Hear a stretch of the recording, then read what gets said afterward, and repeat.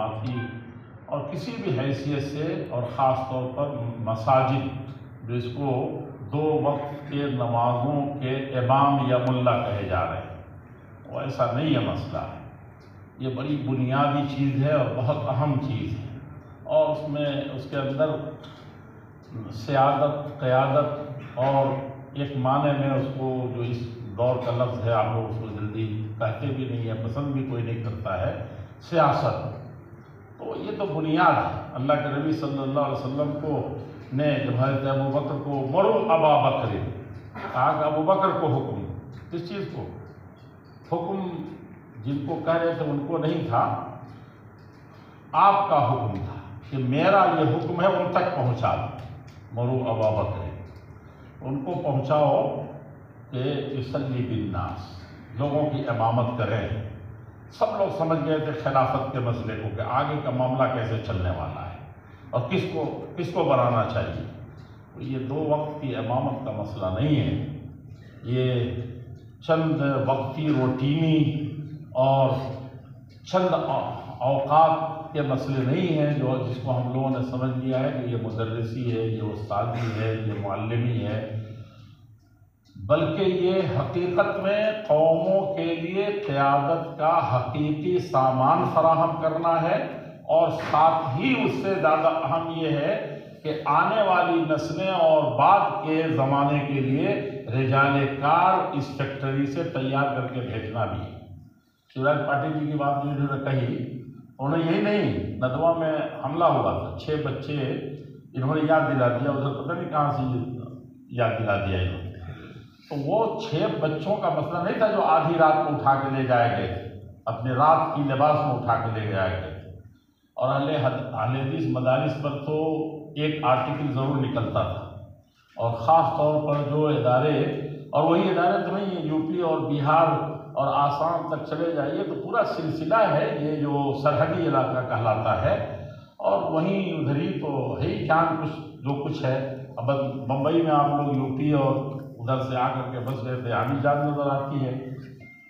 تو وہ سب مدرسے اس پر آرٹیکل آتے رہتے۔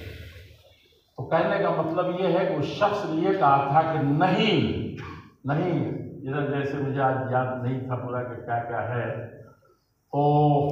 کہ کیا مدارس اسلامیہ دہشت گردی کے اڈے ہیں، اور اس سے پہلے انصاری آڈیٹوریم جامعہ ملیہ میں کہ عصر حاضر کا ناصر یقیناً دہشت گردی ہے، لیکن دہشت گرد کون ہے؟ تو دونوں نے بڑا زور دے کر کے کہا تھا۔ لیکن جو مجھے ابھی بات کرنی ہے وہ یہ ہے کہ دہشت گردی کے اڈے نہیں ہے، یہ مانوتا کے حقیقی میں کیندر ہے، اور اس کی تشریح بڑی لمبی کر دی تھی انہوں نے کہ اس کے بغیر دنیا کی کوئی تعلیم ادھوری ہے۔ جو تعلیم مدرسوں میں دی جاتی ہے، جو علماء دے رہے ہیں، اور بہت یہ تو میں نے بھی اسی بنیاد پر یہ بات کہی ہے کہ آپ جو کام کر رہے ہیں رجال سازی کا یا انسانیت نوازی کا یا ملک اور ملت اور انسانیت کی بے خواہی کا، یہ حقیقت میں کام یہی ہے۔ انہوں نے سارے علوم کو کہا کہ ادھورے ہیں، ناقص ہے، اور بسا اوقات یہ سب انسان کے لیے کیا ہے؟ زہر حلاہل ہے، یہ سب کچھ ہے۔ تو اللہ کے نبی صلی اللہ علیہ وسلم نے خطبے میں یہی چیز، آپ سے زیادہ پاک دل کون تھا، اور ان کا تو ان کے ساتھ ہر انسان کے رنگ میں جو شیطان دوڑ رہا ہے، اور وسوسے وسوا فی الخناس جو ہے، من الجنۃ والناس جو ہے، وہ جس قسم کا بھی ہو، اسلم، ہمارے استاد نے پڑھایا تھا اساتذہ نے کہ اسلم خود مسلمان ہو گیا ہے، یا کم سے کم تابع فرما بردار، تابع فرمان ہو گیا ہے، سمجھا؟ اس کے باوجود یہ کیا معنی ہے کہ وَنَعُوذُ بِاللَّهِ مِن شُرُورِ أَنفُسِنَا، یہ اللہ کے نبی صلی اللہ علیہ وسلم پڑھتے تھے، رونگٹے کھڑے ہو جاتے ہیں۔ تو صحیح معنی میں آپ اس خطبے کے درمیان اور اپنے آپ کو حائل نہ کیجیے، اور یقیناً اس خطبے میں ڈوب کر کے سوچئے تو وَنَسْتَغْفِرُهُ وَنَسْتَعِينُهُ وَنَسْتَغْفِرُهُ، یعنی استعانہ، اور اس کے بعد استغفار۔ کون استغفار کر؟ لِيَغْفِرَ لَكَ اللَّهُ مَا تَقَدَّمَ مِن ذَنبِكَ، یہ اصل جوہر ہے جس نصیحت کے ہم تو حقیقی معنی میں اس وقت محتاج ہیں۔ اور ہم لوگوں سے مراد عام علماء نہیں ہیں، عام ائمہ نہیں ہیں، عام طلباء نہیں ہیں، عام انسان اور عوام نہیں ہے، بلکہ حقیقت میں اگر کوئی ہے تو وَلَا تَزَالُ طَائِفَةٌ مِّنْ أُمَّتِي ظَاهِرِينَ عَلَى الْحَقِّ لَا يَضُرُّهُم مَّنْ خَذَلَهُم۔ یہ فریضہ ان کے سر ہے اور یہ جوا انہوں نے اپنے کندھے پہ رکھا ہے، اس کی ادائیگی کی ذمہ داری جن کی ہے وہ اسی طرح سے کلین ہونے کے باوجود بھی 100 مرتبہ تبرہ پڑھیں اور ان تمام گناہوں سے جو موہوم ہو سکتے ہیں۔ لیکن جیسے عبداللہ بن مسعود جو فقیہ امت تھے، ویسا فقیہ امت کوئی نہیں تھا، اور وہ فقہ نہیں جو فقہ مروجہ ہے بعد میں آیا اس کو مؤسس قرار دے دیا، بلکہ وہ جو جس پر سلفیت کی بنیادیں تھیں۔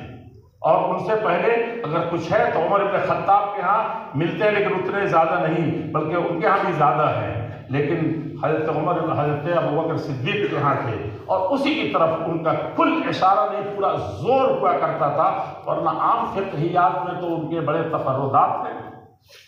بعد میں اس سے رجوع بھی کیا تھا۔ اور آج کل کے زمانے میں ہم بے شعوری میں یا کہیے کہ اپنے تنتنے میں زور خطابت میں تو اس کو شذوذ بھی کہتے ہیں، اور جس کو دیکھو علماء کا شذوذ، اور جس کو دیکھو تفردات، تو یہ بھی ایک بڑی مصیبت ہے اس زمانے میں اس کی۔ تو جو حضرات اس منہج اور اصول کے ہیں ان کے لیے سب سے بنیادی چیزوں میں یہی ہے کہ اللہ کی مدد کے بغیر کوئی نہیں، وہ ہم اس وقت اس پر نظر تھوڑی سی کم ہو گئی ہے، بہت زیادہ اس پر ڈالنے کی ضرورت ہے کہ اللہ سے رشتہ ٹوٹ گیا تو آپ کی جمعیت، آپ کی جماعت،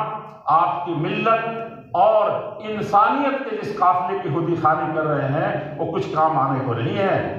بلکہ وہ کہیں لے جا کر کے آپ کو گڈھے میں خود آپ گرا دیں گے اگر یہ چیز نہیں کہ اللہ سے تعلق مع اللہ کا مسئلہ، اسلاف کا۔ میں نے بہت کچھ دیکھا ہے ادھر 20-25 سالوں میں، بہت گہرائی سے دیکھا اور 24 گھنٹے دیکھا ہے،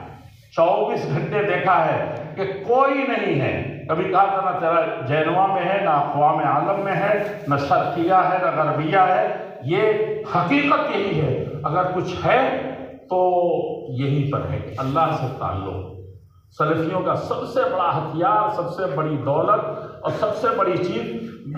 لیکن آپ حقیقت میں جائزہ لیں گے، معاف کیجیے مجھے، میں اپنی بات کر رہا ہوں، آپ کی نہیں کر رہا ہوں، ورنہ اتنے اچھے کام مولانا عبدالحکیم عبدالمعبود صاحب کا یہ تھا کہ کسی کو اٹھا کر کے بڑا آسانی سے کسی کے سر کوئی صحرا باندھ دینا، سمجھا کہ نہیں؟